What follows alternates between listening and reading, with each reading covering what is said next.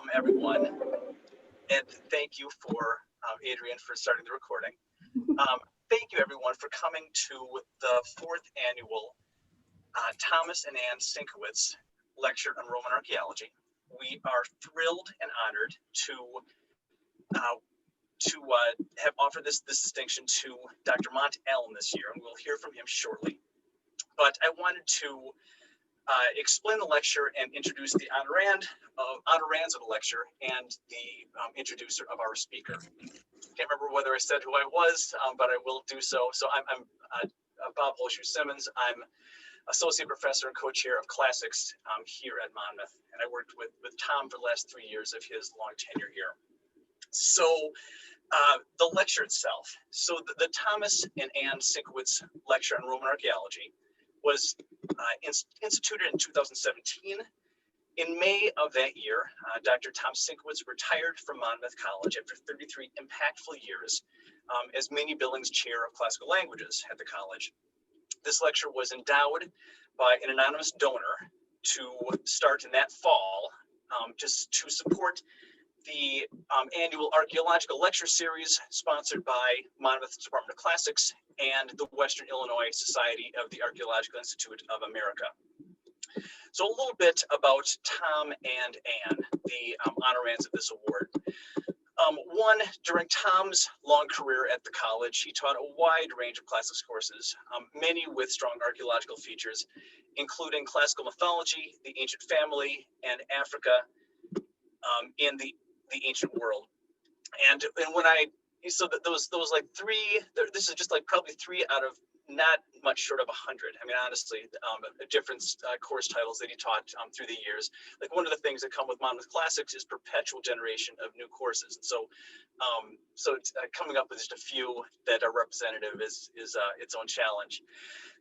In 1984, Tom founded the Western Illinois Society of the Archaeological Institute of America, which since its inception has hosted hundreds of archaeological lectures at Monmouth, and has a partnership with Augustana and Knox, through which we share speakers repeatedly and visit one another's campuses for archaeological speakers.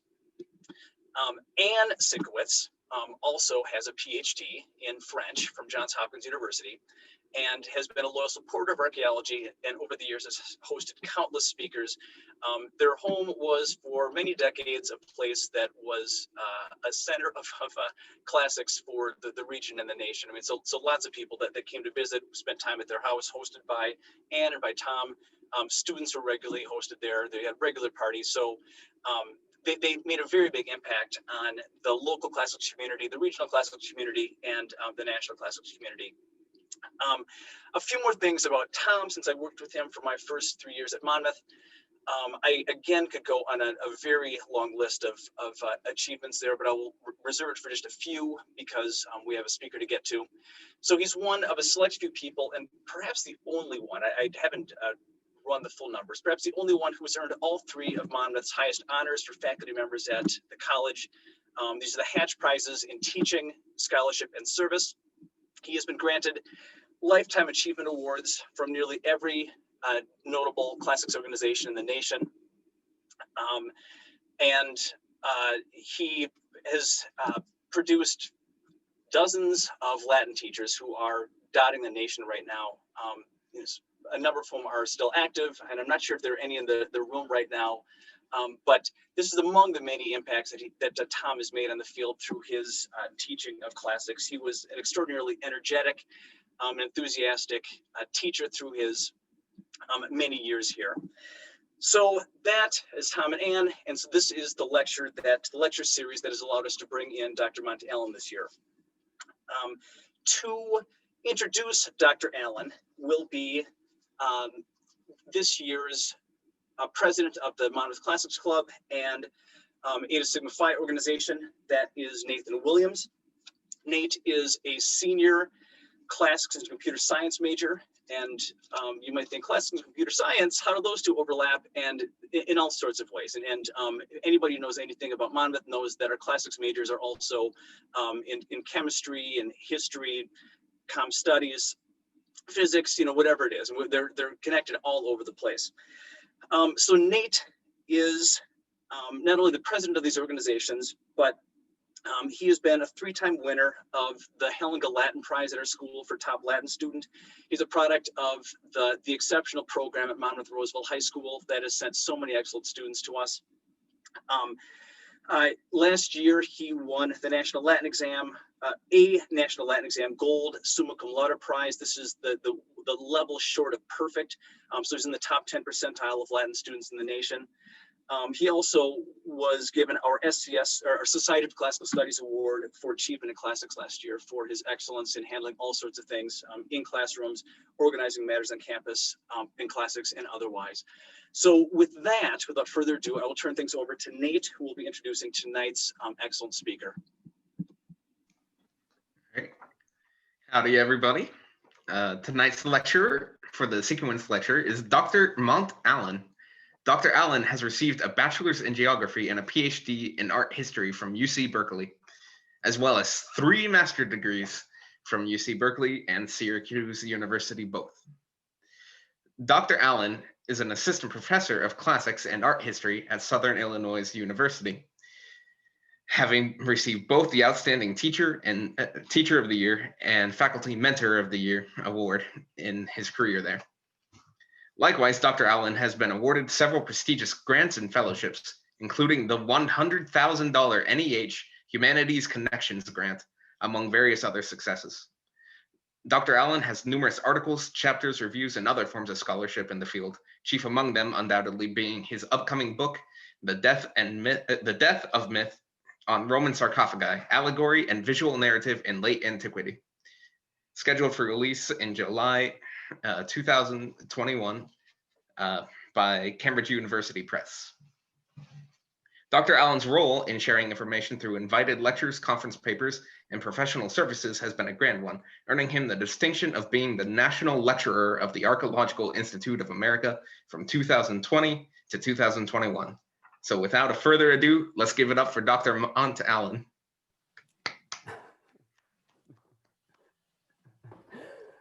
Thank you, Nathan, and the rest of you fine folks. I should ask, am I audible, first of all? Yes? Okay, great. Thanks for the feedback. Thank you. I'm already blushing. I need to start, of course, with some thanks and acknowledgements to Professor Emeritus Tom Sinkowitz and his wife, Anne, our honorands. Thank you for the gracious invitation to speak in your honor tonight.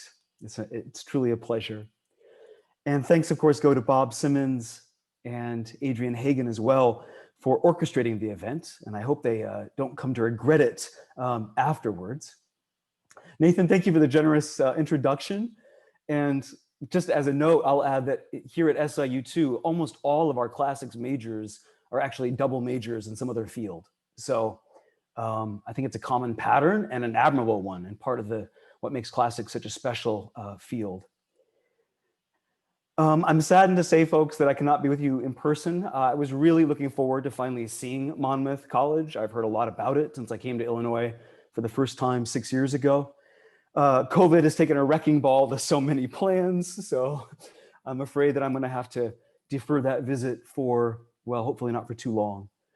On the plus side, I guess thank the gods, or I guess more specifically, if I'm choosing a Greek god to thank, I guess thank Hermes for Zoom and for the chance to see you all remotely. Let me fire up my PowerPoint and start this off.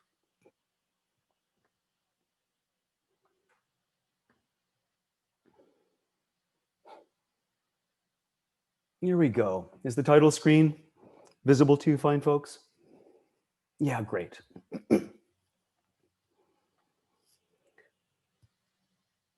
Where to start? Let me start with this. I think it's safe to say, friends, that the modern American popular conception of ancient Rome is of a culture that is stoic, stiff-lipped, resolute. What other words could we use? Perhaps a little grumpy? Used to crushing the rest of the world under the heel of the Roman military boot, perhaps? And it's not just movies like Gladiator that endlessly repeat this kind of set of associations that we have with ancient Rome. It goes on and on through series like HBO's Rome, appropriately titled, from the mid-2000s, and on to the very newest Netflix release, which is a fantastic new series named Barbarians. I think this just perfectly encapsulates what so many Westerners imagine when they think of Rome. A bit grimacing, very militant, smiles are absolutely in short supply. And my question is, of course, why is that?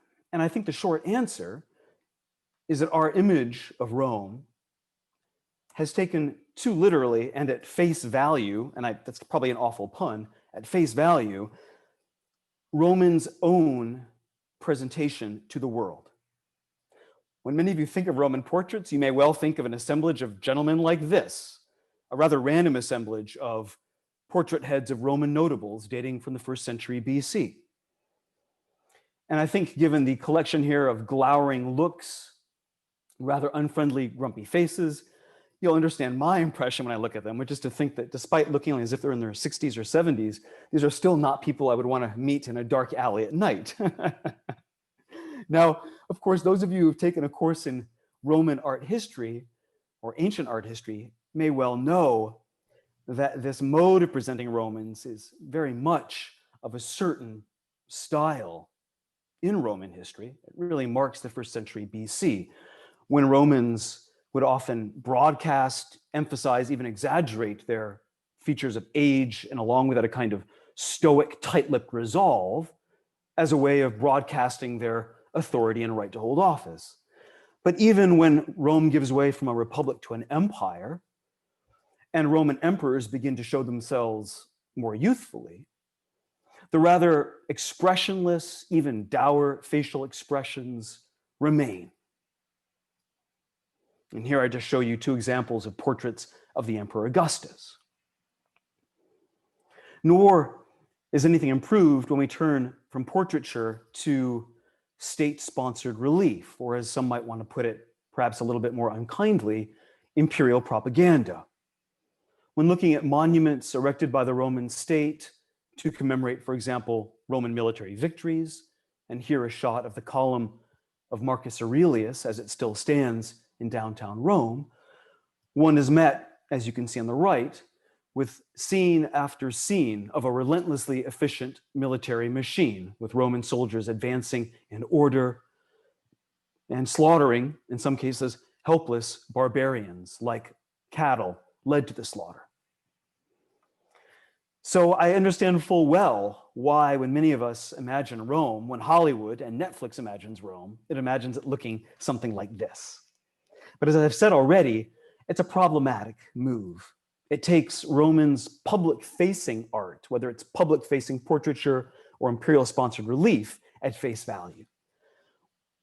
If we want to get an antidote to this, we need to turn away from public art to the private domain.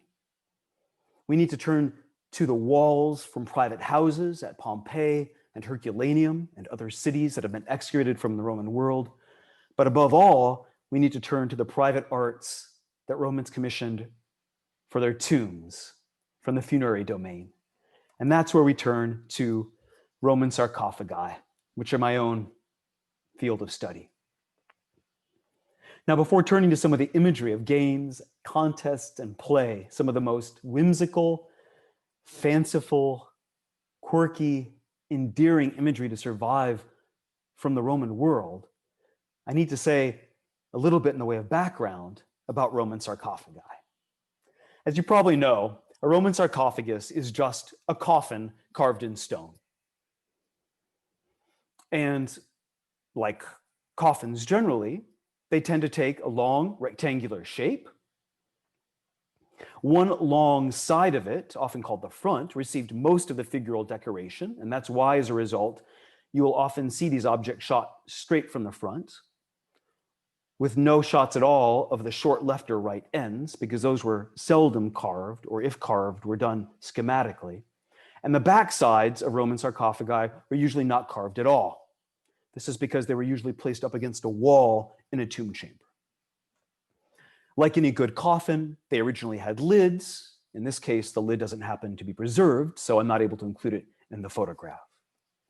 They were almost always carved out of marble, the most prestigious stone in the Roman world, although occasionally you'll find examples in other stones that are cheaper, such as limestone, but seldomly. A word about production number, friends. Roman sarcophagi absolutely dominate Roman art of the 2nd and especially the 3rd century. In the 3rd century, private art blossoms while public art withers. The 3rd century is the golden era of Roman sarcophagi.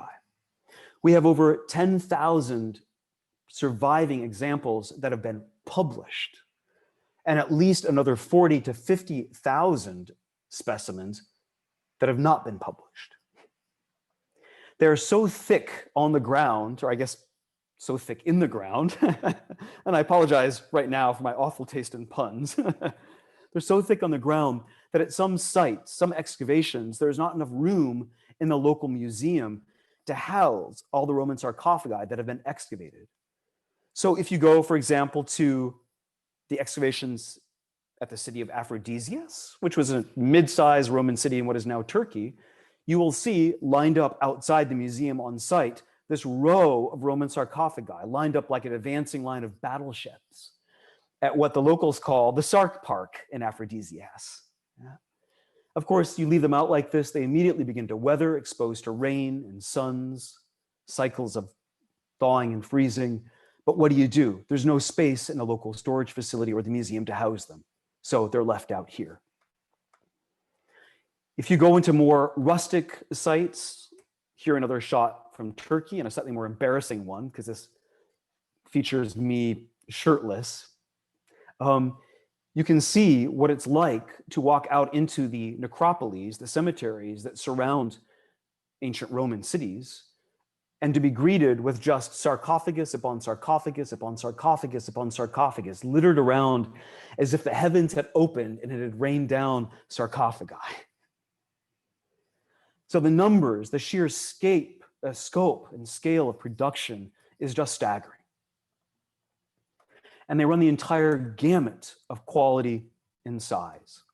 The largest Roman sarcophagi, such as this, well, I was going to call him a baby, but it's anything but a baby, is carved out of one block of marble. It's 6 feet long. Imagine trying to quarry a block of marble that was 6 feet long, how to loose it from its bed, how to move it to Rome, how to transport it into a workshop where it was carved, and then finally to move it into the tomb where it was displayed. The logistics are jaw-dropping. And I should add, by the way, that they show a huge variety of subjects. This one, a more militarist scene, shows a battle of Romans slaughtering barbarians, although military scenes like this tend to be rather unusual. The quality of carving can be nothing short of amazing. Here's a specimen in New York's Metropolitan Museum. The surface is so smoothly polished, the luster, the sheen so great that you practically want to lick this thing when you get there. And the only thing that's keeping you from doing it is the Metropolitan Museum guards. This shows a mythological scene, which, as we'll see, is very common in Roman sarcophagi. In this case, 4 personifications of the 4 seasons stand holding their seasonal gifts, flanking the god Dionysus, the god of wine and other things, seated on one of his panthers. But if they can be huge in scale, they can also be tiny. Now, because this is a close-up, it may look rather epic in scale, but friends, this sarcophagus is 2.5 feet long. Like so many, it was sized for children. In fact, by my count, fully 1/4 of all surviving Roman sarcophagi were sized for children, which is an evocative and poignant reminder of the high rates of infant mortality in the ancient world.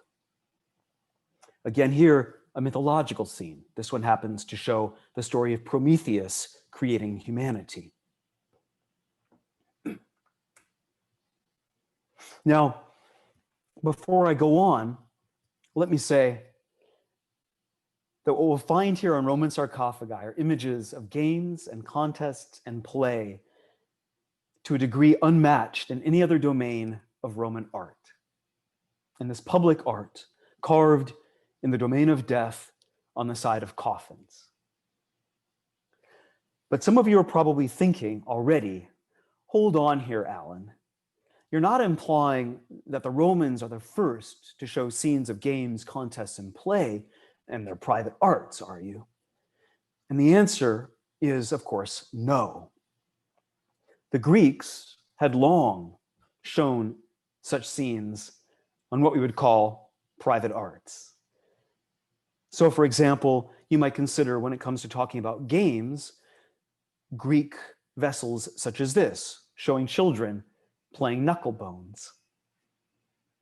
Or if we're thinking about contests, of course, there is great Greek precedent too, such as this red-figured pelike, a two-handled jar showing young athletes competing to the rhythms of a flute by jumping up and down in sync. An image which I just love for its kind of light-hearted quality and its slightly strange-looking aerial acrobatics. We also have a huge number of surviving Greek vessels that show scenes of what we might call play. Many of these come from the domain of Dionysus, such as this detail of a red figure stamnos showing a chariot being driven by a satyr, but being drawn by a pair of yoked satyrs. Now, those of you who remember that satyrs share features of horses with their horses' tails and horses' ears will appreciate the jest here, that these part horse creatures are themselves being yoked to a horse, like horses, to draw a chariot. So I guess we can say this is a good example of Greek horseplay.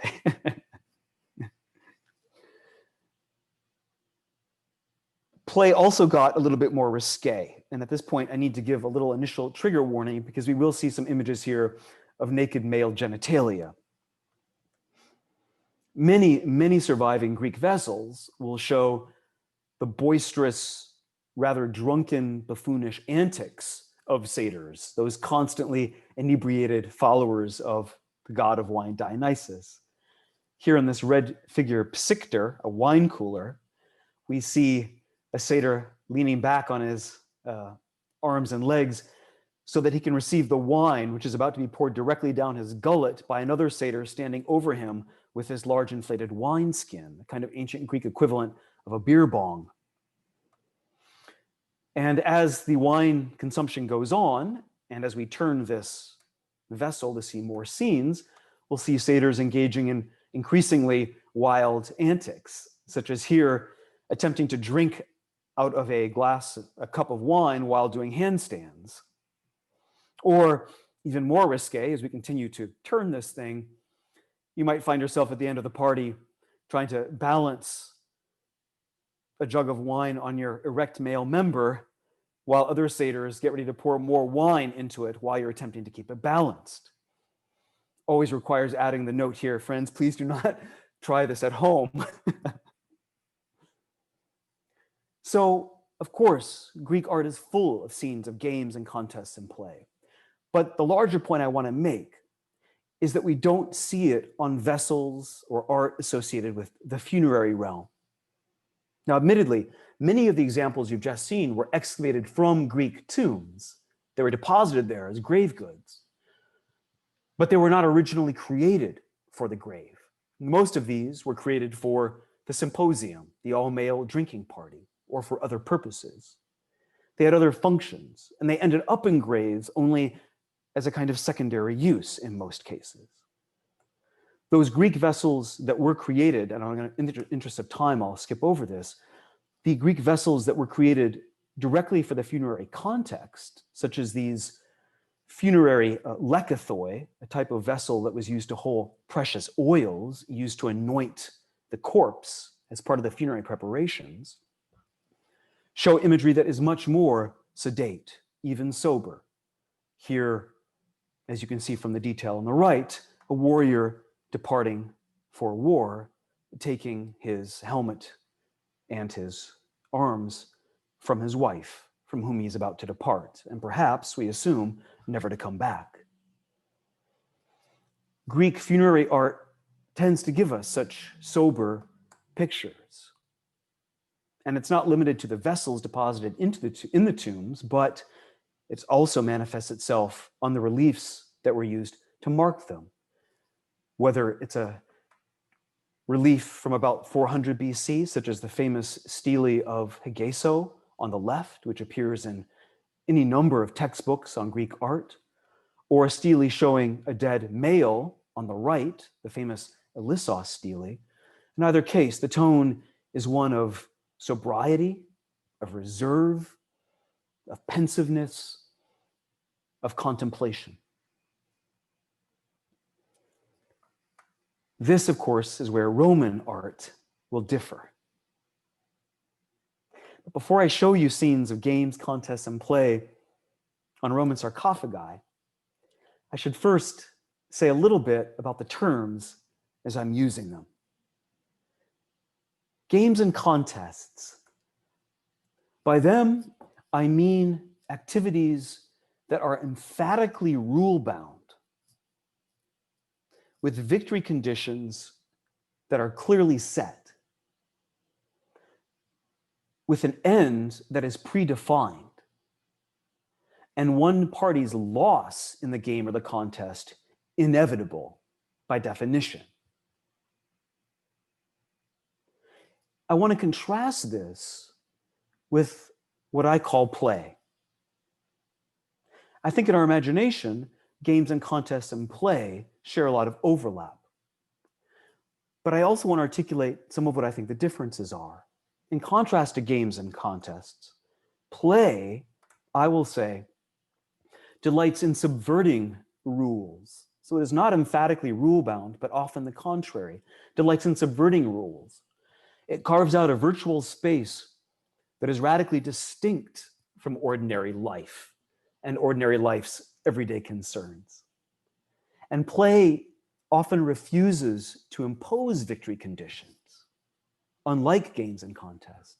It refuses to impose victory conditions because those always serve to end play, and they reinstate the harsh rule of time.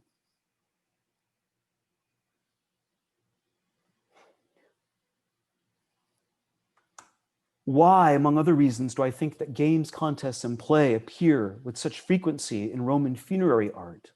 I think it's because it says something, corresponds to death in the Roman imagination. Now, friends, I've got to add a caveat first. I feel a little, risky making any grand claims about the Roman notion of death, or death as it played in the Roman imagination. So of course here I'm speaking with hugely broad brushstrokes. But nonetheless, I think it's safe to say that we can say something about death in the Roman imagination and why games of contests and play were felt to be so appropriate to it or so naturally at home in it. I'll say that I think death in the Roman imagination is imagined as the ultimate liminal condition. It's something or a nothing that inhabits the space between categories, including the categories of games, contests, and play, while at the same time encompassing both of them. Death is a relentless force to whose iron laws all life is subject, and whose final victory is always assured. And in that, death is like games and contests. But simultaneously, Romans imagine that death is a realm sundered from normal existence, in which the rules governing life, and that's to say all the rules that we can possibly know, lose all force. And in that regard, it's like play. So my larger claim is that games, contests, and play are at home in the domain of death because of the way that they reinforce, echo with death in the Roman imagination. What this means, though, is that images of games, contests and play are admirably suited in the Roman imagination for figuring one or another aspect of the realm of death itself. So consideration of these scenes helps to reveal Roman society's strategies for representing the unrepresentable death and its various attitudes toward the final frontier. Phew. Now, after that kind of long-winded, and perhaps overly abstract introduction, let me turn to the images, and it's on these which I'll be spending the rest of our time together. I'm not going to be showing you every Roman coffin that shows a scene of games, contests, or play. I'm not even going to be showing you examples of every genre. What I'll be doing here is focusing on two important genres of Roman sarcophagi that tend to be particularly rich in scenes of games, contests, and play. The first of them, friends, are sarcophagi like these. Sarcophagi that show Cupids, those winged, young, baby-like children of the goddess Aphrodite, Cupids role-playing as adults. Now, there are a variety of ways in which Cupids are shown role-playing as adults on Roman coffins. These two here give us one way. They show Cupids, as you can see, forging armor and weapons. At the left of the top one, for example, we see the forge itself with a rather schematized version of a flame licking up. We see Cupids beside it, hammering and anviling. We see a Cupid in the middle applying the final touch to a round shield that he's working. And on the right, we see Cupids hauling away the arms that have just been created, in this case, a Corinthian helmet. And you'll see many of the same details and elements on the sarcophagus at the bottom. It's often imagined that we should think of these Cupids as forging the arms of Achilles, and that would seem to be a likely assumption given the prominence of the arming of Achilles in works such as the Iliad, although the issue is ultimately a little unresolvable. But either way, Cupids are here shown engaging in utterly and absolutely adult-like activities, as diminutive smiths busy at the forge. Other examples of Cupids shown role-playing as adults. This huge sarcophagus in Naples shows in the center the reclining figure of the goddess Ariadne, whom, as you may know, is the wife of the god Dionysus. Ariadne is often shown reclining in sleep in Roman art, and here she has the typical posture that Roman art uses for sleepers, with her head tilted back to the right and one arm and elbow slung over her head. But if you look closely all around her, you will see Cupids. And what they are doing is harvesting grapes. That is to say, Ariadne, as you'll see, is surrounded to the left and the right by this massive, massive grapevine, all around which Cupids are engaged in activities of harvesting. They're climbing up little ladders to fetch clusters of grapes. They're hauling away their clusters. And on the top left, in a scene I'll come back to in a moment, they're shown actively playing with each other while they do this. So here, Cupids again engaging in adult activities, this time as agricultural workers. Other ways in which Cupids are shown role-playing as adults. This sarcophagus is a good example of several that show Cupids engaging in what we might want to call Dionysiac celebrations. That is to say, playing music, as our gentleman here on the left is, shown with his kithara, a stringed instrument. But of course, as is appropriate for the realm of Dionysus, also doing a good amount of drinking. And we see here on the right, one of these Cupids who has had a bit too much to drink and is being held up by another Cupid. And in the center, another cluster of Cupids, inebriated from drinking too much adult wine. Now, these motifs of Dionysiac festivity and inebriation are pulled on these child sarcophagi, and these are all from the proportions, children's sarcophagi, are all pulled directly from sarcophagi that show the Dionysiac crew itself busily, very busily being festive. This is a beautiful specimen in the Baths of Diocletian in Rome. And here we see the whole panoply of characters associated with the parade and the retinue of Dionysus. We see centaurs who are shown drawing chariots. We see maenads or bacchants, the female celebrants of Dionysus, shown with music and dancing. They're clashing cymbals together, they're playing the flute. And on the right, we see what happens when Dionysus's favorite drinking buddy, a rather pot-bellied, bearded gentleman named Silenus, has had so much to drink that he can't walk home and so has to be carted home from the party. But of course, if you look closely, you'll see that the donkey pulling the cart has also had too much to drink and is doing a face plant.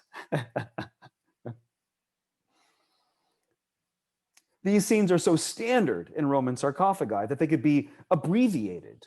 Certain elements of them can be isolated and appear as standalone scenes. Actually, let me go back for a second to say a bit more about the sarcophagus before I go on. I'm showing you here the very, very end, the left of that sarcophagus just shown. And you'll see here, standing upright in the chariot, is Dionysus himself. Slightly effeminate in body pose, with rather effeminate hair that marks Dionysus. He's already finished his cup, which is now totally emptied and dangling loosely from his rather limp wrist. And you can tell that Dionysus has had too much of his own concoction, because the only thing that's keeping him from plunging right off of his own chariot is this satyr, one of his followers beside him, who's keeping him propped up with a sturdy hand. Whoa, Lord, keep yourself there. Huh? As I mentioned, these scenes could be isolated and abbreviated, as they often were on sarcophagi like this, in which these Dionysic scenes have been separated out and made into little standalone vignettes. But you'll recognize this now already. In the center, a drunk Dionysus, with a satyr and one of his female followers, a maenad, keeping him upright, while the panther, the animal of Dionysus, frolics friskily at his feet, looking up at the master.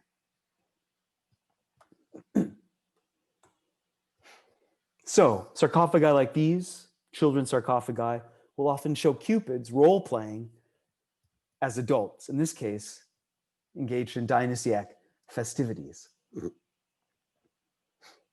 Now, one thing to say about this is that this motif of Cupids role-playing as adults has its exact parallel in another standard convention of children's sarcophagi.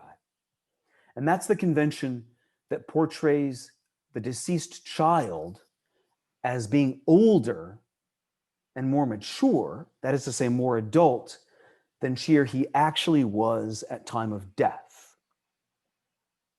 Let me give you an example of that. Here's a fragment of a child's sarcophagus, one that, although humble in its execution, is dear to my heart because it lives in the Hearst Museum at Berkeley. And when I was a grad student choosing a piece to write about, this was the piece that I latched on. It's the first sarcophagus I ever wrote a paper on and sent me down the career path that I did. So it still holds a dear place to my heart, does this baby. If you look at the right, you'll see here a portrait of the deceased boy who is buried inside this. Now, if you were to look carefully at this portrait of the boy, you'll see that he's shown holding in his proper left hand a scroll. He has his hand clasped around an upright held scroll. And he already has his other hand clasping the folds of the toga in a pose that is well known from depictions of Roman orators. And if you were to look at his face, you might well guess that this little Roman boy, already shown as an orator with a scroll in hand indicating his education, you might guess that he was what? I don't know, 6, 7, 8 years old? But along the top of this sarcophagus, as so often, runs an inscription that gives the name of this deceased boy and his age at death. In this case, his name happened to be Titus Nonius Claudius. And his age at death, as given by the inscription, was 2 years, 9 months, 19 days. Roman parents clearly counted the days that their children had lived. And to underscore the poignancy of their premature departure, would indicate exactly how many months, days, and years they'd lived on the top. But it's just to say This sarcophagus is totally typical in the disconnect between the rather older age and the presentation of the child and what we know is the actual age at death. In other words, Roman coffins will often show the child not as the child was at the age of death, but they're imagining the child as what he would have become if he or she had been granted more time. So they're kind of prospective, we might say. They look into the possible future that the child might have enjoyed had death not ripped the child away so cruelly and prematurely. That's to say, and let me give you another example of this, a very strong, forceful example of this. We see this really clearly in sarcophagi that show images of the Muses. Now, this is an adult sarcophagus, and it gives you a good example of sarcophagi that showed the Muses. We have here on the right, seated, an image of the deceased man, and on the left, facing him, an image of the deceased woman, who were likely buried in the sarcophagus. And arrayed, standing above them, holding their attributes, are the 9 Muses, each identifiable by the attribute indicating the domain over which she rules. Although I've actually misspoken slightly. If you count here, you will see that we actually have not 9, but 8 standing Muses arrayed around the couple, lending them their inspiration. And that's because the woman at the left is therefore to be imagined as a 9th Muse herself. In other words, the conceit here is that the wife is the 9th Muse and therefore the muse to her husband. An endearing, if of course slightly paternalistic and patriarchal sense of gender relations here. But we see this motif of Muses imagined as giving inspiration to the deceased, sometimes on children's sarcophagi. But here, in an example like this, the role of the deceased and the Muses is absolutely inverted. This child's sarcophagus in the Vatican museums in Rome shows our deceased boy here in the center. What is he doing?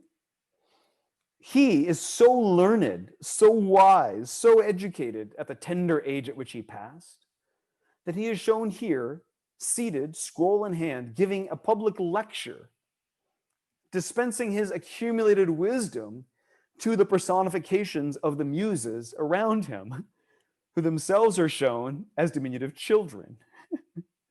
Yeah? So this message is totally over the top. It's the kind of ancient Roman equivalent of, bumper sticker of "my child was valedictorian," I guess, taken to an extreme extent. This little wonder child was so intelligent that rather than take lessons from the Muses, he gave lessons to the Muses. But again, a perfect example of how Romans often imagined their children and portrayed them, not as they were when they died, but as what they might have become, hopefully, had they been given more time. So when we see sarcophagi like this, another one showing Cupids role-playing as adults, here as members of the Dionysiac festivities, of the Dionysiac retinue, we're just seeing another example of what we've just seen, of showing children, or in this case, Cupids, engaging in activities older, more adult-like. That said, however, you might still find yourself scratching your head or having many questions about a piece like this.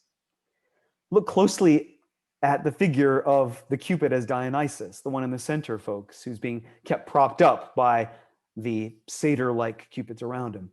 You'll see that his face is blank, unlike all the other faces.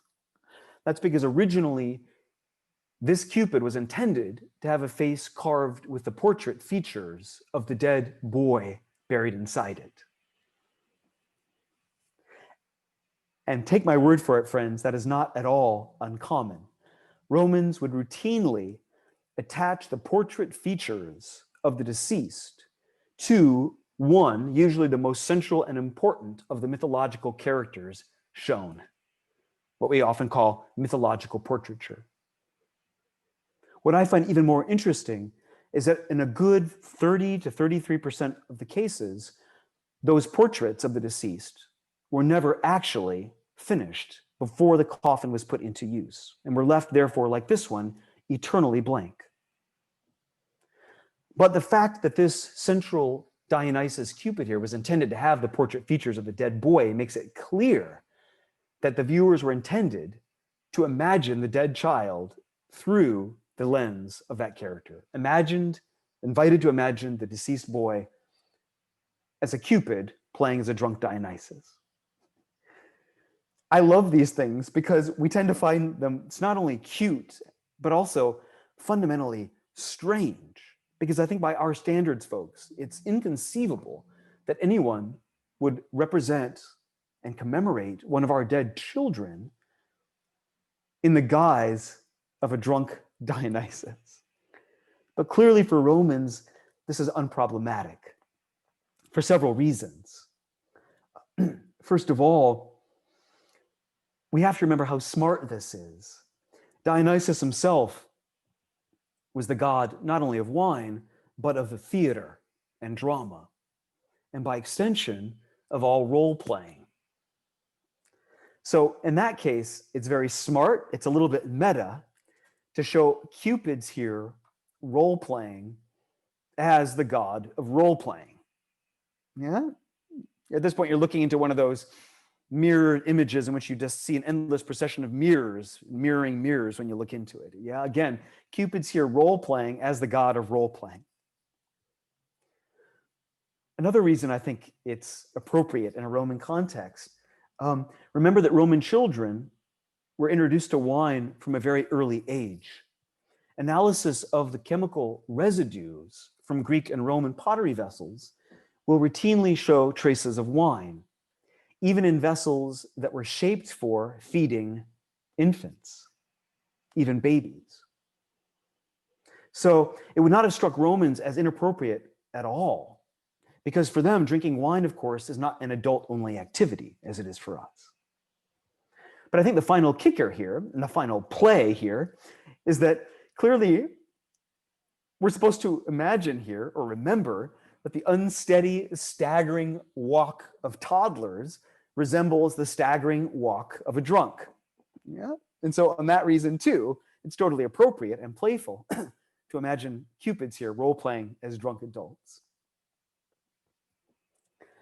But if we want to turn to, by far, the most popular set of imagery of Cupids role-playing as adults, we need to turn to sarcophagi showing Cupids role-playing as charioteers. Now, this lovely specimen in the Metropolitan Museum, friends, shows on the lid scenes of Cupids driving little wee chariots. Chariots drawn by themselves, diminutive animals. Let me show you detail on the left. So here we see our two Cupids and chariots, the one on the left drawn by two baby bears, it seems.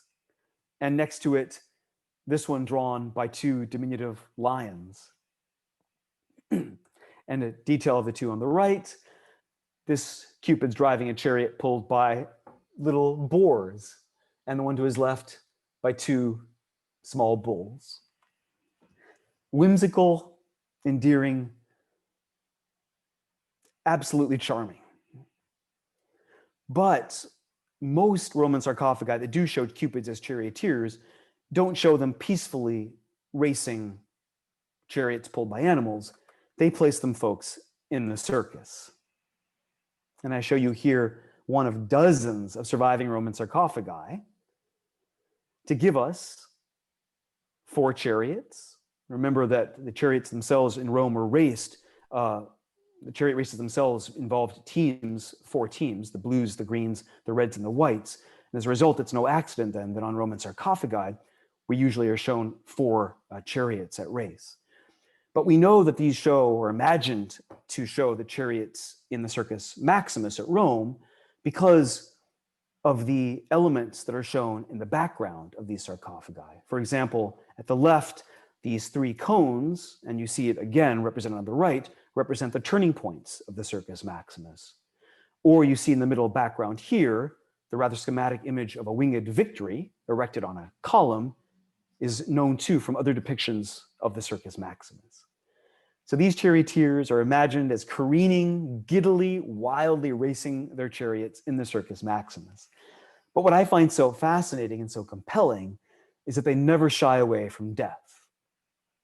They almost all show at least one horrific crash, what the Romans called the shipwreck.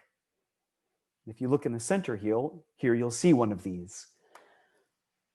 This team of horses is clearly lost its balance, is careening over on the ground, and as a result, the charioteer has been ejected and is here shown mid-air, butt up, headed right towards the ground where he's about to do a face plant. And of course, as all so often happened in the Roman Circus Maximus, die. Imagine the Circus Maximus is a bit like NASCAR racing. Sure, you love watching the races, but what you're really watching for are the hideous crashes when the chariots attempt to navigate the tight turns at the end posts. And to give you another example of these, here's another schematic Roman child sarcophagus showing our 4 charioteers with the expected crash, the all-important crash in the middle. Or another one.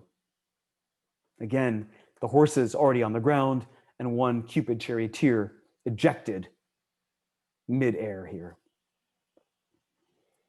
What do we make about these things? What do we make of them? I think it's safe to say, of course, they reference real circus races.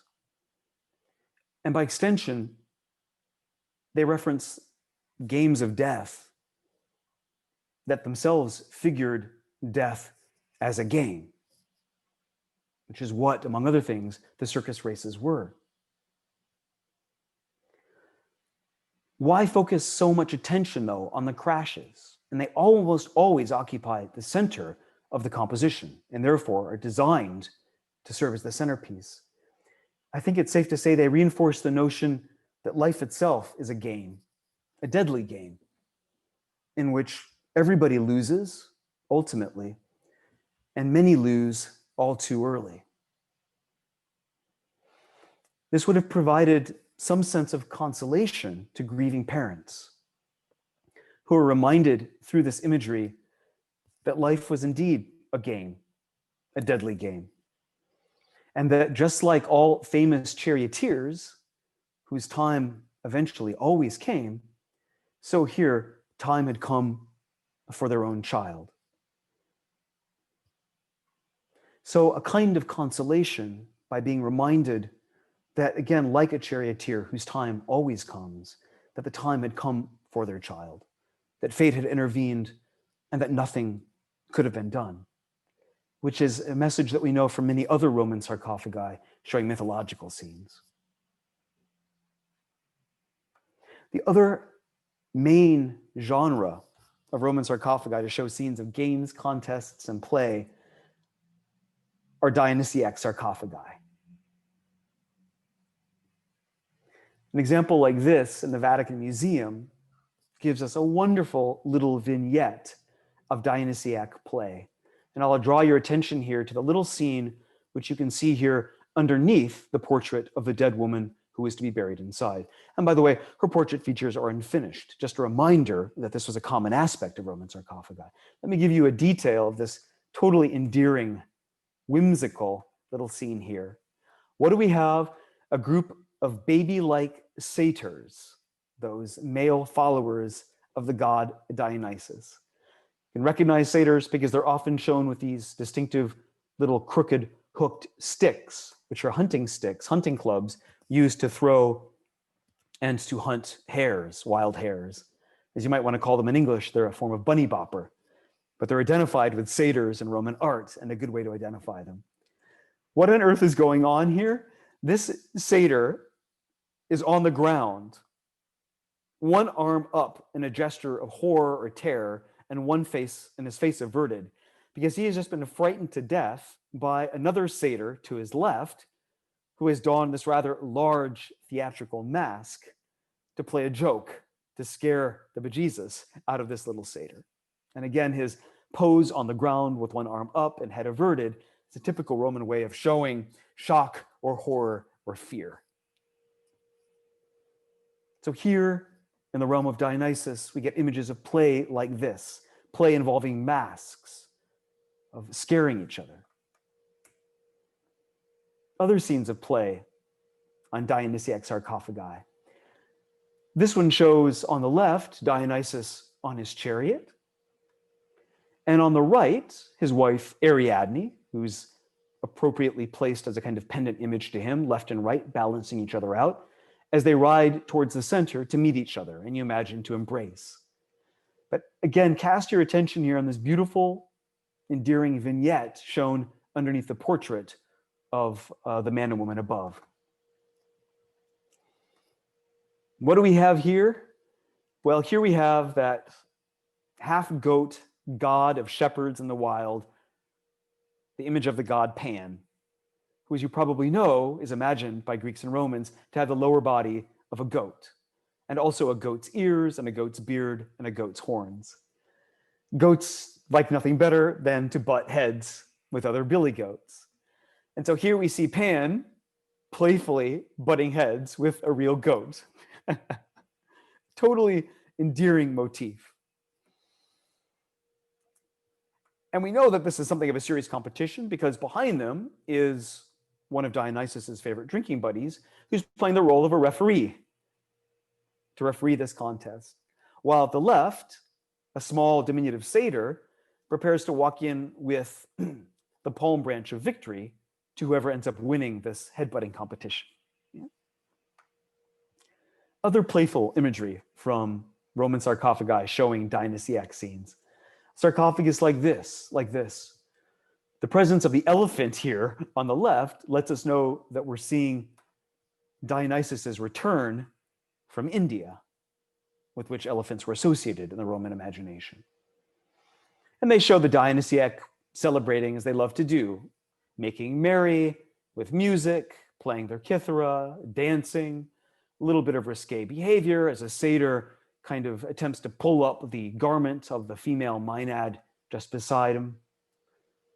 But among other things, if you look closely at the elephant, you'll see that underfoot, playfully batting at the leg of the elephant, is a panther, the feline most sacred to Dionysus, doing what all cats like to do, pouncing on a quarry, playfully batting the leg of this elephant. Or another sarcophagus showing Dionysus's return from India. You'll recognize here again in the middle, the elephant, slightly strange, buggy-eyed here. And this time, Dionysus's panther is pouncing not on the elephant's leg, but on the elephant's trunk, right? Which you can imagine would just be a prime target for any curious panther wanting something to friskily ambush.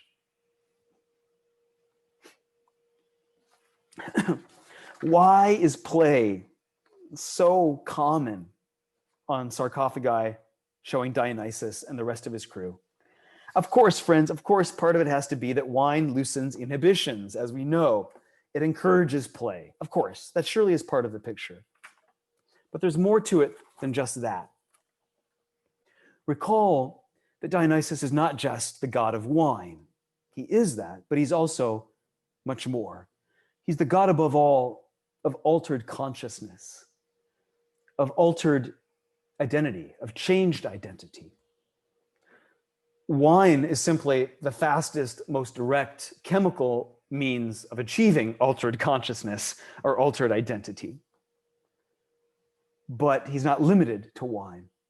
And because he's associated with altered consciousness and altered identity more generally, of course, he is also god of theater and drama. Because by definition, theater and drama revolves around altered consciousness and identity. As soon as the actor puts on the mask, he is taking on the identity of a different character. Dionysus is also, as a result, associated with role-playing, as we've mentioned, and with doubling up of characters, of doubling up of identity, part of the play on his role as the god of liminality and altered consciousness. And we see those associations beautifully illustrated in a sarcophagus like this one. In the center, a pair, and again, it's Dionysus on the left and Ariadne on the right, flanked by as you might guess, satyrs and maenads, part of the Dionysiac crew. But if you look at the very, very ends here, friends, you will see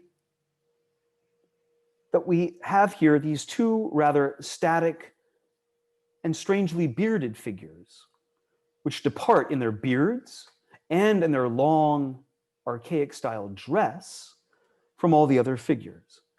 These are also images of the god Dionysus. Dionysus shown in archaizing fashion.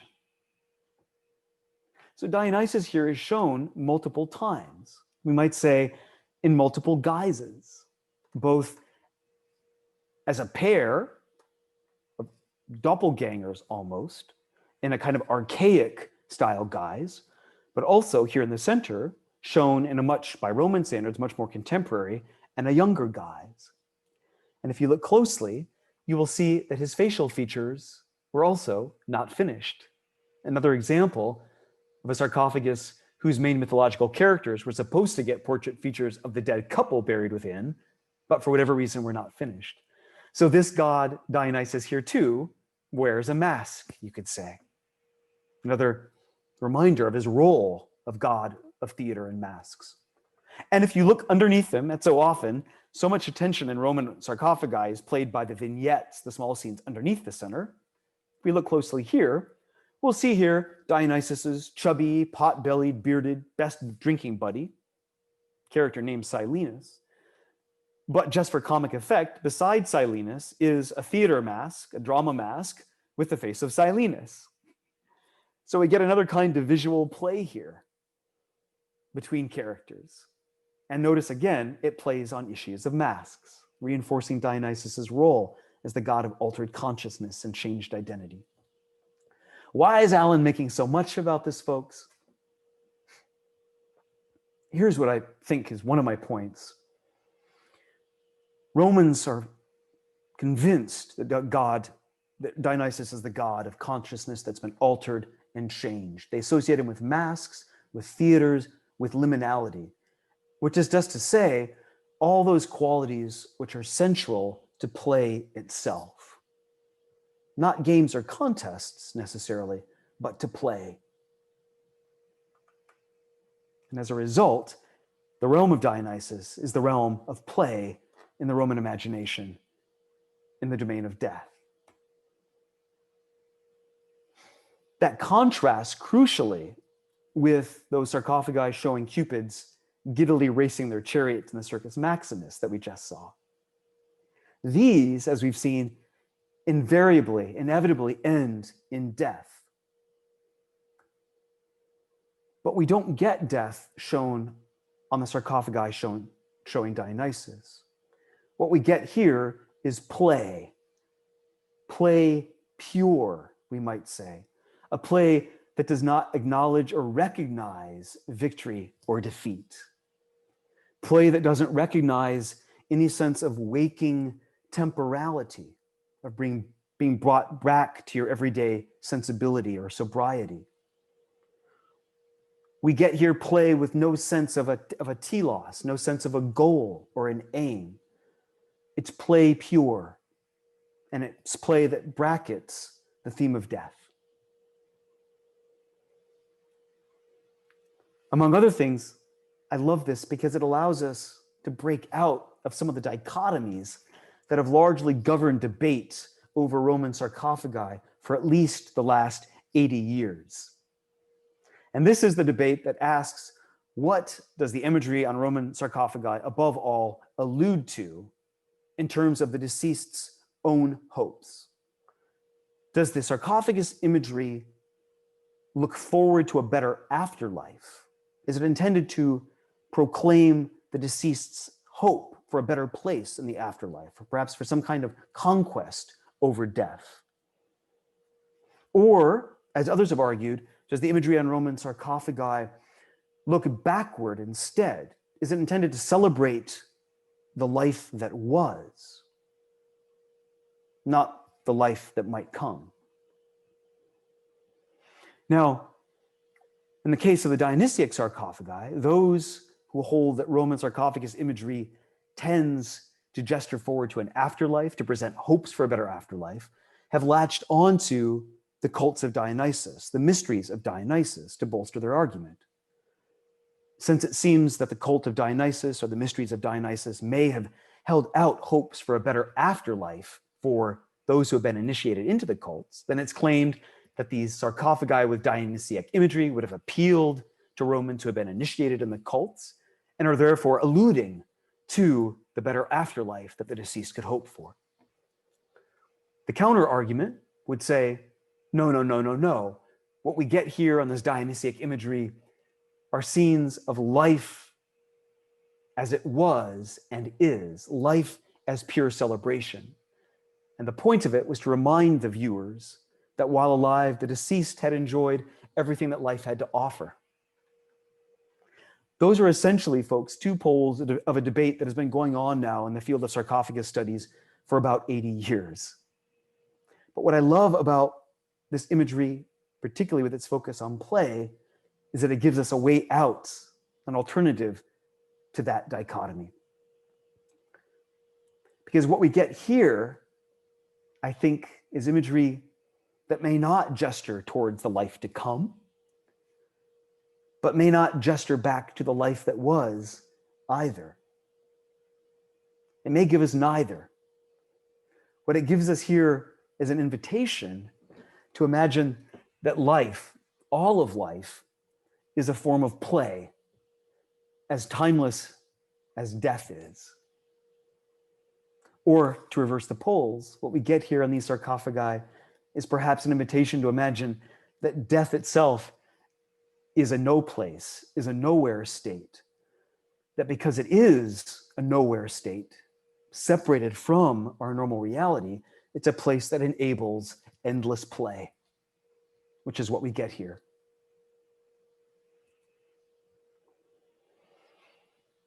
So I'd like to suggest that on sarcophagi like this, life is being envisioned and death is being envisioned as a place of endless play.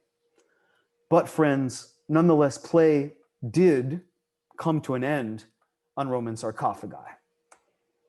And that was one of the sobering effects of Christianity.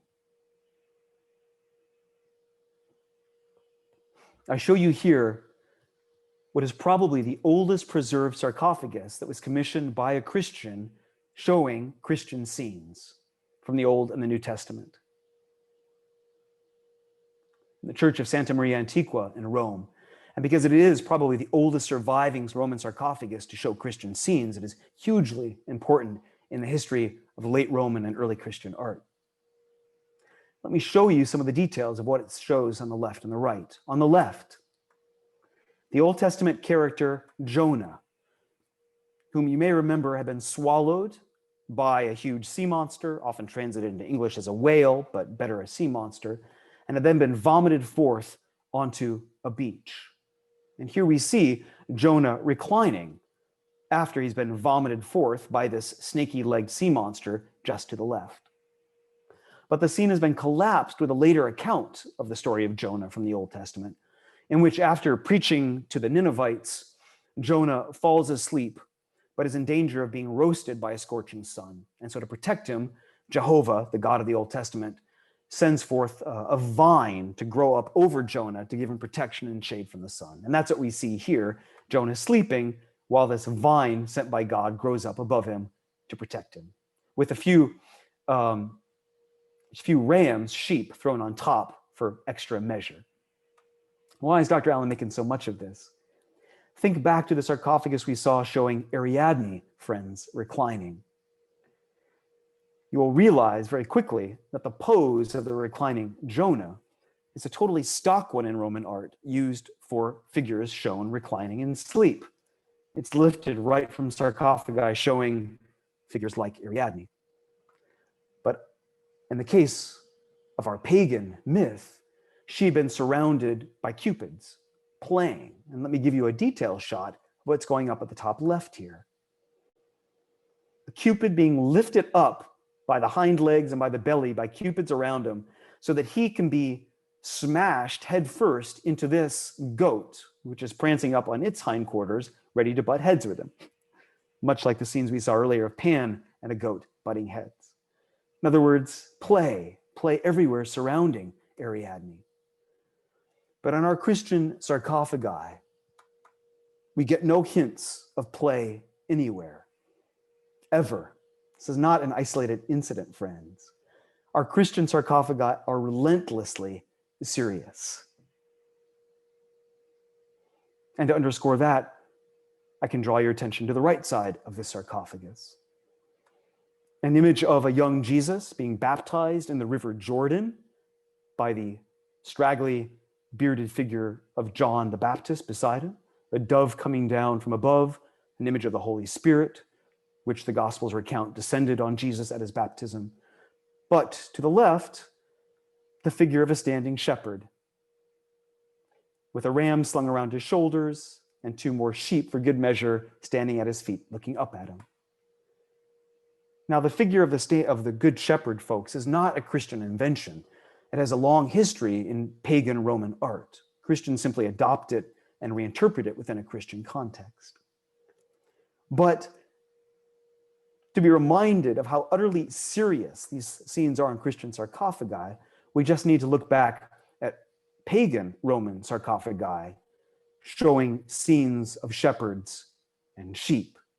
This beautiful example in the Baths of Diocletian in Rome is lush in the extreme and busy in its scenes of horses, bulls, goats, and sheep, all happily nibbling and frolicking. Let me draw your attention to the very, very bottom right here. Scenes of rams butting heads and of one sheep turning to the next to kind of smile back, you imagine. Even here, we get images of play. But on these Christian sarcophagi, lambs and kids and goats and sheep no longer frolic. They no longer gamble. They no longer play, even when their shepherd is a good one. Everybody present, even down to the lambs, is deadly earnest, deadly serious in their blessedness. And this has everything to do with the altered religious horizons of Christianity in late antiquity. Friends, it's safe to say, and this is my final point, that Roman sarcophagi, pagan sarcophagi, had been able to relish games and play, delight in them, in riotous profusion, in total correspondence with the fact that pagan Roman culture itself had a riotous profusion of attitudes and ideas about death and life and what would or would not follow it. The Romans have no consistent notion of the afterlife and what it holds. And numerous surviving sources from Rome, above all tombstones and inscriptions on them, make them absolutely clear. In contrast, Christianity had an absolutely defined and relentlessly strong claim about the afterlife, which is that there was an afterlife, that it was a fact, that the believer was headed there. And it's just to say, now in a Christian guise, in a Christian culture, with the afterlife now presented as a fact, and salvation now claimed to be secure, that life and death could no longer, needed no longer be figured as a game.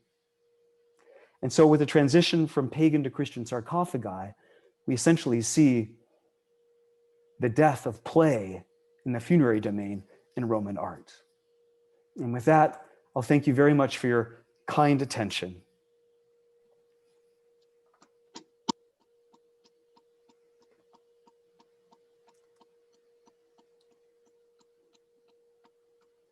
Thanks, folks. It's good of you. Thank you, Dr. Allen, for an energetic, illuminating, thoroughly illustrated, and thought-provoking talk. At this point, there are likely some people that have homework to get done, and so if this is a point at which people who need to depart would like to make their way to the next segment of their evenings, they may certainly do so gracefully right now. However, I am aware that Dr. Allen is willing to entertain some questions from those who are able to stay around and learn some more things. So there are a few ways that people can make themselves known as wanting to speak. One of them is to press the little button somewhere on your picture for raising a hand virtually. Another is to enter something into the chat window, and one of us could convey your question. Another is to wave your hand like this, and that you might be noticed. And another is just to unmute yourself. And so I guess we should probably try first the virtual raising of a hand if people can pull that off. But if you're having difficulty with that, the other means are also possible. So let's open this up to questions. We actually have one in the chat window already. And actually maybe, how about, since we have a live person with a hand raised, let's go with Aaron first. Or actually, Anne, is your hand intentionally raised, Anne Sinkowitz? No, okay. So let's go with Aaron then. Yeah. Hi, Professor Allen. Hi, Aaron. Is what would, as someone I'm in the funeral business right now, working with my dad, and I found that talking about coffins is very interesting. And I was wondering, how much would a sarcophagi go for back then, and what do you think it would go for these days? And then second part of my question, is there any record of how many sarcophagi were made during the Antonine Plague? Or was that really not they weren't hitting the golden age of sarcophagi making yet, because 1,000 people per day were dying in Rome because of the plague? Fantastic question. Oh my gosh. And of course, how timely and prescient in light of COVID, the question about the Antonine Plague is. Let me just start with your second question first, Aaron. No, we have absolutely no records of how many sarcophagi were commissioned during the Antonine period, and particularly during the plague. We have no records that survive of how many coffins were commissioned at any time in Roman history. All that we can do is just tally up our thousands of examples, date them on stylistic and other grounds, and then just see what the patterns are. Okay. Yeah, so it's a darn good question, but we can only approach it indirectly. Yeah. And in terms of your first question, man, I was about to say that's $1 million question, but that's kind of a bad pun, isn't it? How much would one of these babies have cost? Oh man. Again, we have no surviving Roman price lists that include them, right? No surviving records. All we can do is reconstruct from what we know about the cost of marble and estimates about how long it would have taken to carve these things and extrapolate from there. Our best guess, Aaron, is that it probably took a workshop of 4 people about a year to carve a Roman sarcophagus. All right. So that's about 4 man years. And that's just after the thing has been quarried and the block transported from, most often, Turkey or the Aegean to Rome in the first place. By the time you add in the cost of transport and the materials, and that's by far the highest proportion of the cost. The cost of labor is low. The cost of materials is high in antiquity, totally reversed from modernity, right? Where materials are so cheap and the cost of artistic genius is high. A coffin like the one behind me, which is a rather plain one, if we were to translate it into modern American dollar terms, $400,000. Ooh, that's most elaborate ones, expensive. Yeah, it is. No, absolutely. And the most elaborate ones, like the ones I began with, you're looking at probably the equivalent of $1 million. So for most people, they are, and this is the world's worst pun, they are truly once in a lifetime purchases, right? Yeah. Thanks for your question, though. Yeah. Thank you. Yes, of course. Anyone else, folks? I think we've got a whole bunch in the chat. And so I think I'm going to go to one of our 2 honorans here, who asks, how often were these sarcophagi painted? Oh, and this is coming from Tom himself. Tom, that's a great question. Yes, almost always, we assume. As you well know, most ancient marble sculpture was painted. That certainly holds for most Roman sculpture, and that absolutely held for sarcophagi. A few of them do preserve traces of the paint, and it's clear from analysis and various types of spectral resonance that They would have been, by our standards, gaudily painted, overwhelmingly with red and blues and yellows. And in the 3rd century, on top of the paint, we have to add gilding, which was applied liberally to the hair of figures and sometimes their clothing. So they would have looked absolutely gaudy by our standards, Tom. But the great thing about the gilding is the way that it would have reflected and captured the light. And if we imagine that these are illuminated not as in a modern museum by totally white, featureless museum lighting, but in a tomb chamber, illuminated only by flickering candles, or more commonly oil lamps, we can imagine how in the dark of the tomb chamber, that light would have flickered off of the gilding and other the figures and just made the figures seem to dance and come alive. So that must have been a huge part of the aesthetic impact, which is just totally lost to us now. Yeah? Yeah, thank you. I'm going to go to another one in the chat. Do you not consider the sarcophagus of Costanza playful? Oh, oh, I wish I had a picture to show you of the sarcophagus of Constanza. This is one of the 2 massive sarcophagi in the Vatican museums, friends, that is carved not in marble, but in porphyry, that purplish stone that was carved in the Eastern Egyptian deserts. And because it was associated through the color purple with royalty, was essentially monopolized for depictions of the imperial family in later Roman art. Yes, that does show scenes of Cupids harvesting. But what I find fascinating about this, and I think it supports my general point, is that you don't see the Cupids there really playing while they harvest. There's no horseplay. There's no picking each other up to use them as battering rams into the heads of goats. There's no playing tricks on each other. There's no overturning each other's ladders. There's no dunking them into the vats of grapes underneath it, which we see on Roman sarcophagi. So there, because that's a Christian sarcophagus or used in a Christian context, it's using Cupids for the associations with harvesting wine because of wine's associations with the Christian Eucharist. But the play has been ripped out of those, yeah? Which is exactly, I think, what we should expect, given the sarcophagi that I ended here with the Christian ones. Yeah, great question though, thank you. I'm going to go to one more from the chat. So this harkens back to the beginning of your talk. If you were a Hollywood producer, how would you portray Romans? Oh gosh, I was. It's coming from Catherine Poulos. I really like Funny Thing Happened on the Way to the Forum. That fantastic comedy from the 60s, yeah, based on the stage musical. Now, of course, by modern eyes, it tends to look a bit dated, especially in its rather misogynistic gender conventions.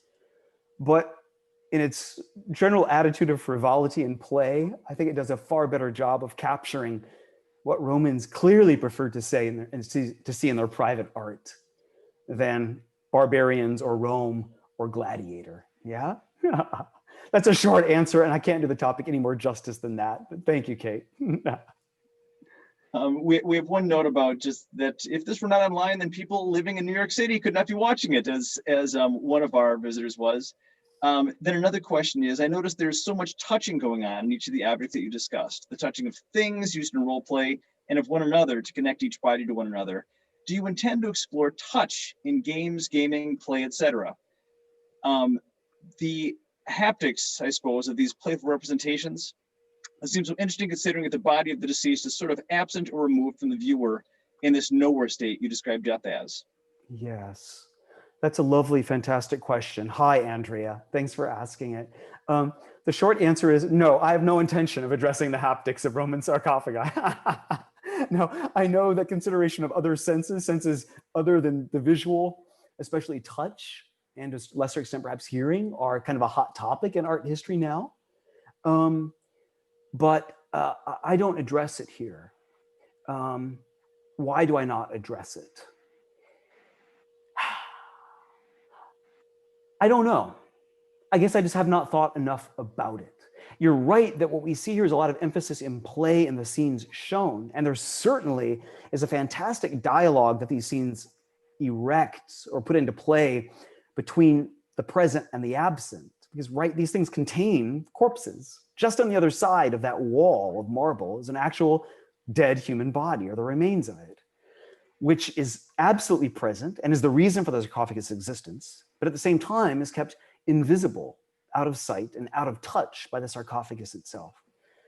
So yes, they revolve around that play between the present and the absent, but I haven't thought enough about it to be able to say anything more.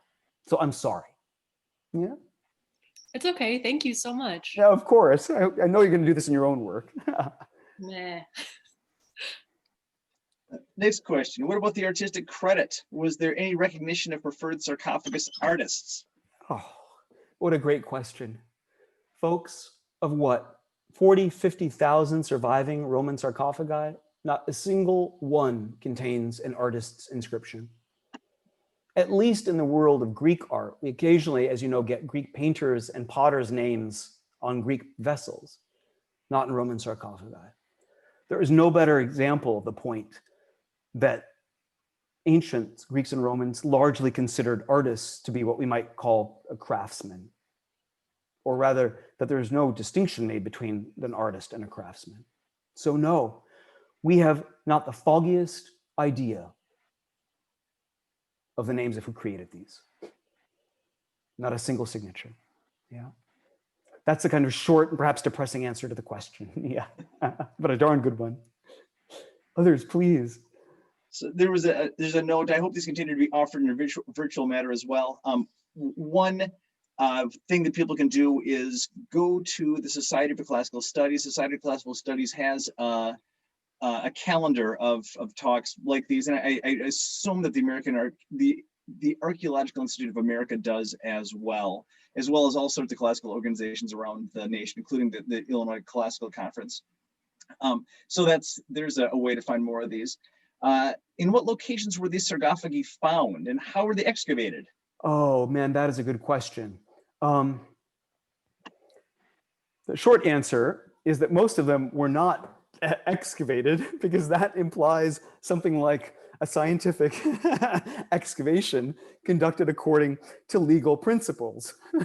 The vast majority of sarcophagi in world museums, friends, were essentially looted. Looted not in the 19th or in the 20th century, when we might have expected international conventions to govern their excavation and scientific principles of archaeology to rule them, rather dug up in the 16th, in the 17th, in the 18th, and the 19th centuries, all throughout Italy mostly. You imagine by random farmers who were plowing and came upon a Roman tomb chamber in their backyards. I'm not being flippant when I say that. So the vast majority of Roman sarcophagi are in museums absolutely devoid of any context. We know nothing about the particulars for most of where they were shown. That's not universally true. Modern excavations have, of course, uncovered a few Roman tombs with sarcophagi still in their original locations, and those give us crucial evidence, but those are few and far between is the sad thing. Yeah, thank you for the question. Next question. I think we have two more. So one is going off of Tom Sinkowitz's question earlier. Were the uncarved figures on sarcophagi likely painted as well, the ones that didn't actually get finished? Oh, that's a good question. I have no idea. I suspect not, because you suspect that they were truly not intended to be left unfinished, but they were unfinished. And you don't imagine they would have painted them until after they had actually carved the surface details. But I'm not absolutely certain about that, Jenny. Yeah? Not much study has been done on paint on Roman sarcophagi. And the few examples that I've seen which have been the subject of attempts to fully reconstruct the original paint all lack unfinished figures. So just offhand, I don't know that we know. Yeah? It's a darn good question, though. You'd love it if they had been painted. That would be strange and kooky and bizarre, but it's a toss-up at this point. Yeah? Thank you. And one more question that it seems, well, actually maybe one more just came up. Were any other gods depicted with a theme of play on Roman sarcophagi, or was it solely Dionysus? Ah, that's a good question. It's above all Dionysus. We do get images of contests relatively commonly, most often in sarcophagi that show mythological narratives. So for example, we have sarcophagi that show the battle between the Muses and the Sirens, which is probably a battle that not most of us are aware of. But apparently at some point, the Sirens and the Muses got into a sing-off competition to see who were the better singers. And as you might guess, the Muses prevailed in this. And so we have sarcophagi that show this battle with the Sirens kind of dying and expiring in grief at the end after being defeated by the Muses. We have sarcophagi that show the chariot race between Pelops and Oenomaus, if you know that myth. That was the foundational myth for the Olympic Games, particularly the Olympic horse and chariot competitions. And so that appears on several sarcophagi. We have a few sarcophagi that show the competition between Apollo and the satyr Marsyas. Marsyas had claimed to be so good at the pipes that he could match even Apollo. And of course, anytime you proclaim that you're equal to a god in a competition, the god always demands competition. You lose it, and then you're killed or strung up. And that's what happens to Marsyas. So we do get other images of contests associated with other deities. But in terms of just pure play, it really is Dionysus. And again, I think this says everything about Dionysus's own character and the realm of his own domain as being appropriate. Yeah. Sorry for the lengthy, long-winded comment and answer there. Thank you. Any others, folks? One more question came to me privately to share. So if sarcophagi were so expensive, are they representative of the upper class? What about poor people? Like, what were poor people's sarcophagi? Right. It's a darn good question. We imagine the answer is that there are no sarcophagi for poor people. You're absolutely right. Given the cost of these, they must have been affordable to only the top sliver of Roman sarcophagi. You imagine senators, equestrians, and rich, wealthy commoners, perhaps some imperial freedmen who typically had wealth to dispose of, if not the status that went with it. But only the top sliver of society could have afforded these things. If the fact that we still have some 40,000 that survived us, that's just a sheer testament to the size and the population of the Roman Empire and to the length of the time period through which sarcophagi were produced. How are you buried if you're not able to afford a sarcophagus? Depends on how much money you have. If you're a poor commoner, you might well find yourself buried in an unmarked grave. Yeah. If you have a bit more wealth, you might become a dues-paying member of a college. That's the Roman term for it, a collegium. It's the origin of the English word college, although in the ancient Roman context, it does mean something more like a guild or a social network of people who would band together their money in order to be able to buy a tomb for the collective group use. And you might be buried in this tomb and probably cremated, and your remains put in an ash, because those take up far less space, which is therefore more space effective, and therefore deposited in one of these kind of collective tombs. Those are your options in a nutshell, folks. Yeah, that's a good question. Any others? One more did come in. So in your research, what is the youngest age child sarcophagus you have come across? The age of child. There's no way to tell, because the vast majority of these sarcophagi, as I mentioned, were not really excavated under scientific terms, but were looted, treasure hunted. And the first thing that any person wanting to sell this in the art market does is just dump out all the contents. It's only those few modern excavations which reveal sarcophagi still in their original context that we can ever have a chance of opening and finding remnants of human remains inside that we could use to figure out the age of death. And those are very few and far between. Offhand, I want to say the youngest of those that's been preserved shows a young girl who is 7 or 8, complete with her ivory dolls. But again, we have very, very few examples. Many of the sarcophagi, the child sarcophagi, though, are so short that they must have held children younger than 7 or 8. You don't imagine an 8-year-old fitting inside them. And as you know from the one I showed you earlier, they could be used for children of 2 years, 8 months, and 19 days. So a wide range. Thank you for the question. Any others, friends?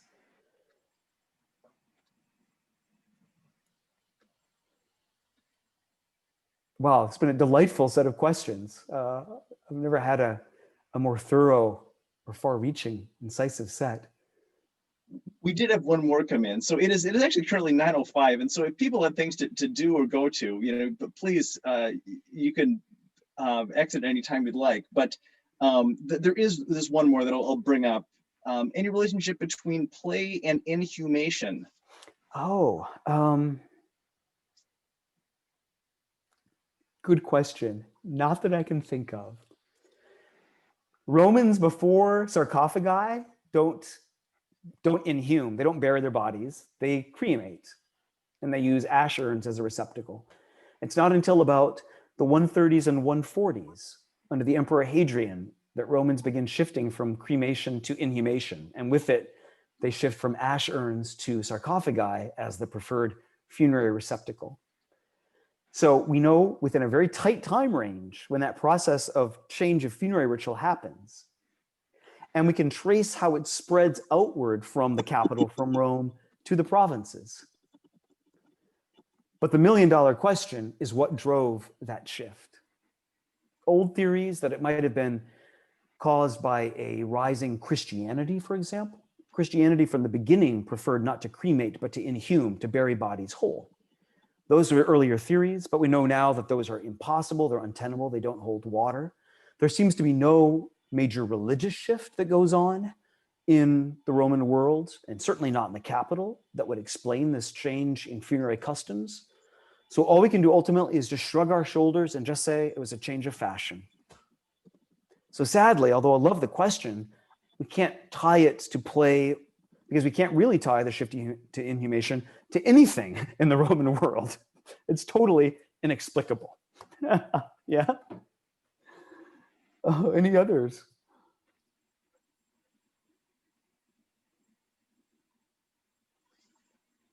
All right. Well, thank you. Thank you, Dr. friends. Mont Allen. That was Thank you. fantastic. Tom Thank and Ann you. Sinkowitz, Bob Simmons and Ann for arranging this, Nathan for the introductions, and to the rest of you fine folks for coming out on a Thursday night and spending an hour and a half with us. Thoroughly enjoyed myself. Bye-bye now. Thank you so Thanks. much, Mont. I have a couple questions for you about animals, but I'll save them for the visit to my class on Tuesday. Okay, Andrew, that's great. I'm sorry, Thank I'm hanging you around. so much. Of course, absolutely. I'm happy to hang around if anyone has any more.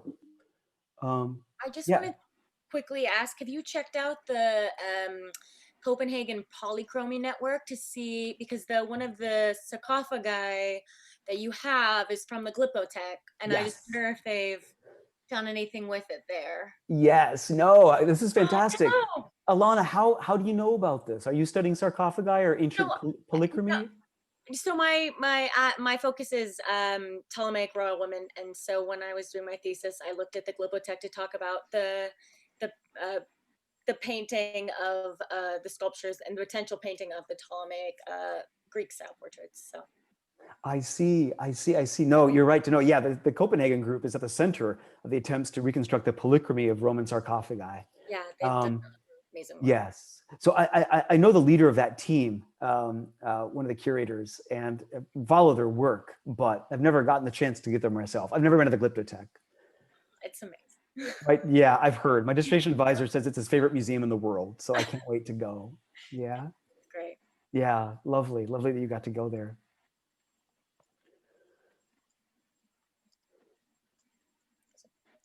Anything else? Thank you very much for the wonderful talk. It was nice. I recognized one of the people that came because I was in ILJCL last year. I just graduated from high school. And so Marilyn Brushard, we have a graphic arts award named after her. Oh, Fantastic. And so, yeah, it was nice seeing that because I did JCL during high school. Oh, you did? Oh, fantastic. Well, Madeline, thanks for telling us that. That's lovely. I'm glad you could make it. where did you go to high school, Madeline? I went to Bennett Academy in Lisle, Illinois. Wonderful. Yeah, so I did various demonstrations at the JCL convention, IJCL convention each year in Itasca. So Nate, you and Aaron also. So Nate and Aaron were among the people that took part in those demonstrations. So various Roman military, or Greek and Macedonian military, and Olympic demonstrations. Did you go to any of those by chance? I only went to the ones in the last 4 years, but then especially in the last 2 years, I didn't go to as many because I was on board, and so I couldn't go to as many at the club. Okay. Well, thank you for coming out, folks. Yeah, very interesting talk. Thank you. It Yeah, was, great really question. entertaining. Are you in a mortuary sciences, or what is your own field of study? Well, I graduated this past May with a degree in classics and a double minor in history and 19th century studies. But okay. my dad is a funeral director. He went to Warsham, mortuary school in Chicago, and just been part of the funeral life for as long as I can remember. But it's just something I do on the part, like kind of like the sidelines. So I see. But it's always interesting to learn about different burial practices. Yes. In from different cultures and from different times. Yes. Especially in Dr. Newman's Egyptian archaeology class, did a presentation on Egyptian mummification. I still have that at the funeral home, at my dad's funeral home. Is just like that's just so interesting to see how you have these different tools for like embalming and stuff like that.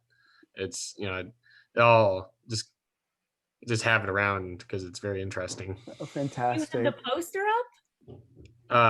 Yeah, it's in one of the rooms because like that's probably like one of the best works ever put together with the group. So Oh, that makes me so happy. That's lovely. But I'll be sure to relay this information to my dad because I'm pretty sure he'd be very interested in seeing the cost of sarcophagi compared to a modern coffins. Yes. Yeah. So yes. Thank you again. Of course. No, thank you for coming, and thank you for saying that about Alana. Of course, as a faculty member, there's nothing we like more hearing than former students who were touched by our courses. So I'm sure that you just made her night. Yeah. You did. Thank you again. Alana, what can you tell me about the cost of Egyptian sarcophagi? I couldn't tell you. We do have evidence for mummification, but I need to go look.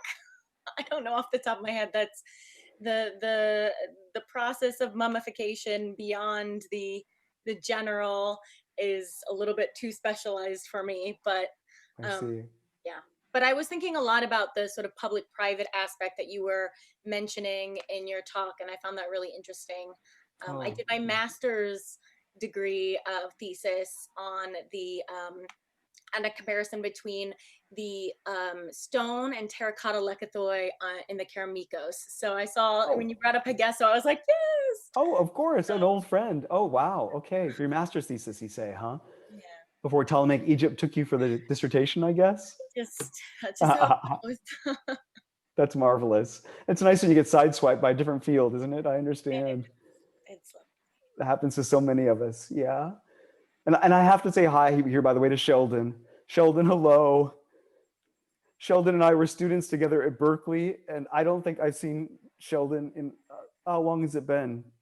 10 years? Oh, more than that, almost 20, 30 years, I guess. No, it cannot. No, of course, it can't be that long, Sheldon. Yeah. I guess it is. Yes, because we were in calculus, second semester calculus together. Yeah, with Professor Ribbit. Yeah. Oh my God, I forgot that we were undergrads together too. I just think of us taking. We took a Latin course together, didn't we? No, no, because no, I think I took Latin before you, but I was mostly in Greek. I was mostly in Greek in most of my classes. I would have sworn that you and I. Oh yeah, of course. What was the class we? Because I was mostly sorry, this is like in-shop history, but I did mostly Greek philosophy. So I was more interested in Greek and took with the graduate students with Greek courses with philosophy with Ferrari and Long. Philosophy with Ferrari and Long. Oh wow. Yes, but calculus our freshman year, 1989 or 1990? 90. Yeah, golly. Gulp. I know it's second midterm. Yeah. Oh, Sheldon, it's great to see you again. Thank you so much for coming. I was so glad. We had 98 participants, I think, at some point. I was 99. 99 There's shocked. 100 for a little bit. You saw 100? Oh yeah. I mean, certainly many more than 100 were here for some amount of time, but the most I saw at one period was one moment was 99. We got to 100. That's good. Oh my gosh. Bob, Yeah, a Adrian, couple people were coming in and out and in and out, so I think there might have been some technical issues, but my apologies, crowd. folks. God, did I go over by some 20 minutes? That's all right. I'm You so kept it sorry. engaging. That's all right. As long as it was good. As you can tell, the problem is I don't script my talks. And so there's no way for me to actually time them in advance, but it's still, I should have done a better job. I did have a question that I wanted to ask you, Mont. Yeah, of course. And I wanted to bring this in connection with Nathan. If being in Nathan's position, what sort of advice would you give yourself moving forward in classics? Me? Give advice to myself?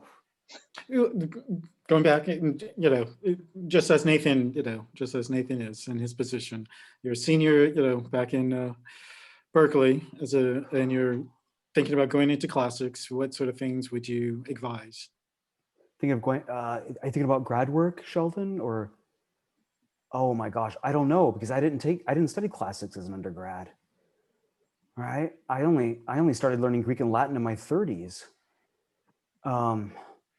After I'd gone through 3 other degrees and finally decided I couldn't deny the call of the ancient world anymore. I have no idea. I mean, I only got down this road because my senior year at Berkeley, I took a course on Greek mythology with Anthony Bullock, and that I was a geography major. Yes. It was my senior year, and I was done with all my classes, and I just needed courses, and I went to the catalog at Berkeley, and I just thought, oh, Greek mythology course, that sounds interesting, and I took that my senior year, and it hooked me, and here I am. And I'm now teaching that course myself, but I never dreamt it. Advice? Study the damn languages. Right? It's got that covered. He's got that. Yeah. But I We see had, what you have, Nathan. 2 of my intro to classics guests so far have said that they basically ended up in classics because of a scheduling issue. That Kirsten Day said she had to take a class on Western film because it was the only thing that worked with her schedule. So then she ended up now studying reception of classics and Western film, and I see. someone else ended up in Greek because it was the only language that worked with their schedule. Right. That's so Donna Tartt's Secret History. Oh, Sheldon, what would you say? You studied classics, but you went on for grad work in math, right? Yeah, because I was mostly interested in philosophy. So my pursuit of the languages were interested in that. And right now, yeah, I still miss those days of spending late hours in the night doing those 2 pages of translation for the next day of class, Yes. As odd as it may seem, but I do miss that sort of exercise. Oh God, I still have to go through 2 pages of the symposium, or Yes. thesis or something like that. Yes. But no, it's Yes. just really the philosophy, and just to really get into the hard text of it, it's necessary to understand the language. Out of curiosity, what texts do you guys use for your ancient Greek for your first year Greek class? Do you use Hansen and Quinn? From my experience, I had the benefit of actually having my textbook written by the professor in our department. Master Nardi. Yeah, which a lot of the graduate students thought it was a great reference text because it is very comprehensive when you already know the language. Yes. But it really is sort of too thick as a first introduction. Yes. So, but I liked it, and I guess I'm sort of speaking out of a bias. One of the more preferred texts I would introduce would be Chase and Phillips. I rather like that as an introductory text. But what was your experiences? So right now we're using Athanasidae. And I think Bob you've only used that at Monmouth, correct? Yeah, when I was at UNC Greensboro, I initially taught from let's see, it was the Michigan Greek for reading, and it was a Yacht. No, it wasn't actually. No, this is something that was written by the Michigan certain Michigan faculty members, and it was called I think a preliminary text, and it was it was in need of some work. I mean, so my colleague Susan Shelmerdine was one of the people who would put the book together, and so she knew how to fill in gaps, but when I was teaching from it, I did not. And so Athanasda, I was happy to move to Athanasda, which I taught when I was in grad school at Iowa, and it just, you know, it has pictures, it has, you know, culture stuff in it. So I mean, it does things that are sort of like best practices for teaching language, but by having the language and culture integrated. So that's one of the reasons why I was partial to that. Also, it is, if one looks at like the most commonly commonly used words in Greek, Athanasius is really attuned to having the most common first, and then, you know, it kind of works its way up. And so it's well in tune with Vox Graeca and the you know, the techniques of the most commonly used things and ways to teach that are kind of supposed to give people the foundational stuff first. When I was at Ohio, the professor wrote his own Steve Hayes. He called it Greek Before Christmas. And the goal was to get all of the grammar like under your belt before the end of the end of the semester. So the next semester you could just read Greek. Oh my gosh, yeah, Sheldon's a little surprised, as am I, by that. Wow, what? Well, that sounds like the Berkeley summer workshop, Greek workshop. It's, you know, they go through Hanson and Quinn in just a summer semester. Yeah. Yeah, I did not survive that. I survived that for Latin, but not for Greek. And I had to go through Greek semester by semester. Oh. One of our colleagues at Augustana, Emil, is it Kramer? Is his last name? Yeah, yes. Emil Kramer. He teaches with Xenophons and Abyssus. They just jump into it. And he gives them grammar as they go, as they encounter it. Oh my God, what? Really? Yeah, that's what he said. He did it. He gave a presentation at ICC about it. Yeah, a colleague of mine at UNCG learned that way at Cornell College too, but with Aristotle. That you know, the professor there just had him with Aristotle. And, you know, starting with Aristotle, that's like learning German with Kant. It's just like unimaginable. I don't know what the text was that this professor used, but you know, he managed to produce a PhD in classics who got an actual job. So it somehow it didn't totally backfire. Yeah. And on that note, I've got to go home and see if I can try to kiss some kids goodnight before they fall asleep. So thank you. So Mont, thank you so much. Oh, thank Bob, you for sticking around for as long as you did. And pleasure. It's pure pleasure to talk to you folks and engage students. It's just a delight. And Adrian, you and I will be in contact just for any last minute details about Tuesday then, right? Yeah, Yep. Sounds good. All right, everyone. Bye-bye. Good night. Thank you all for sticking around. Good night. Bye. Bye.